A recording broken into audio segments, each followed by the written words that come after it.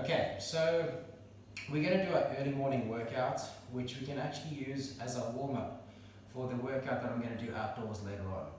I'm very aware that I have a diverse group of clientele, so I'm going to make sure that I cater for everybody. So this morning can be an early morning workout for some, or like I say, we can actually use this as our warm-up for what we're going to do later on. So if you're watching this video early and you're waiting for the next video, either put it on hold or you can repeat it again, it doesn't matter. So let's start with these. So like I say, these are warm-ups. You'll notice some of them are actually movement snacks that we use as a warm-up. And for those of you, this can be a full-length workout. Just repeat this a few times. I'm just going to do everything once. You repeat it as many times as you need to.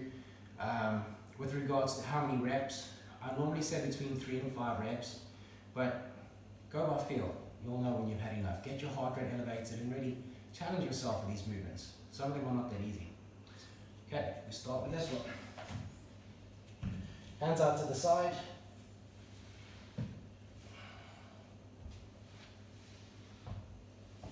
So we're loosening up the lower back and the side part of our hips. You can progressively work your way up towards your hands and do as many as you need to. Next we'll do a rock and reach for hamstring.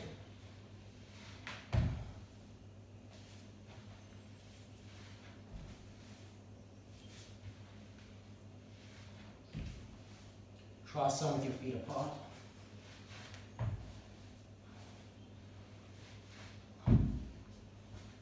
Important, make sure you round your back, lower back goes first.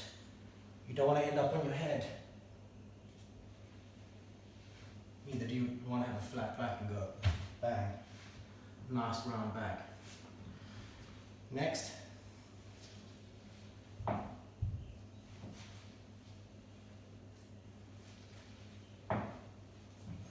going to show you from this side.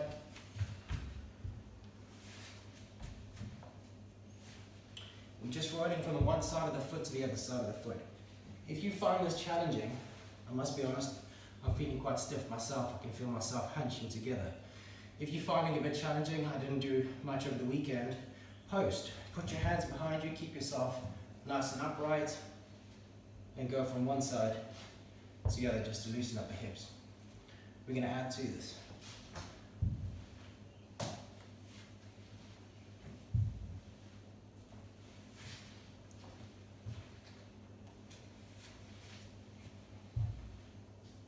Do as many as you need to.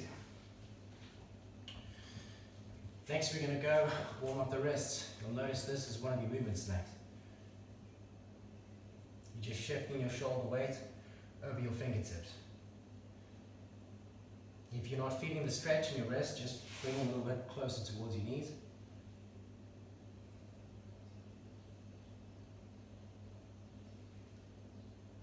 You can change around with hand positions. You can have your fingers forward. You can try it to the side, rocking side to side, bring them in. You can even go behind and shift back. Do what you need to do.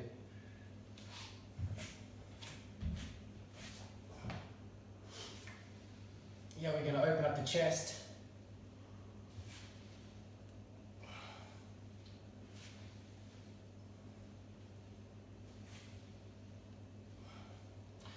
You'll notice that I start by lifting my head up from my forearms first. Let's get some mobility in the neck. We take it into the chest. You might even feel it a little bit into the shoulder blades. You can do some with your hips glued to the ground, and you can do some where you can actually lift your hips up. Both are right. Just change it up. Okay, so by now, you should all be sitting on the floor as often as possible, right? Remember, those movement snacks are something that should be incorporated into your day-to-day life. So we have a hip hinge today. Make sure you do that when you pick things up off the floor, or if you need to duck underneath something. I hope you're all sitting on the floor as often as you can. We went over the cross bend sits. Another way of sitting is obviously a side bend sit. You can have a long sit where both legs are straight in front of you. You can have one in, one out. There's no real wrong or right. Just make sure you have alignment as much as possible. That really does help. It's not wrong to slouch though, is it? You're technically resting, aren't you? But just correct it in between.